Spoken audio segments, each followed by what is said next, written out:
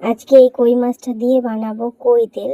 আশা করি এই রেসিপিটা কেউ অন্তত আগে কখনো বানায়নি, কারণ এটা একদমই নতুন। কই তেল অনেকে অনেক রকম ভাবে করে খেয়েছে, কিন্তু এটা একটু আলাদা। যাই হোক, নুন দিয়ে ভালো করে মাছটাকে ধুয়ে নিয়েছি যাতে লেদলেদে ভাবটা না থাকে। নুন হলুদ দিয়ে মাখিয়ে ভাজা বসিয়ে দিয়ে এখানে জাস্ট কালো জিরে আর সাদা এমনি জিরে মশলা করতে দিয়ে দিয়েছি। কাঁচা লঙ্কা শুকনো লঙ্কা মিশিয়ে জিরে আর সাদা জিরে আর কালো জিরে সমানে সমানে দিতে হবে। যদি 1 চামচ সাদা জিরে হয়, কালো জিরেও 1 চামচই দিতে হবে, বেশি দেওয়া যাবে না। তার শুকনো লঙ্কা কাঁচা লঙ্কা মিশিয়ে দিলে বেশি টেস্ট হয়।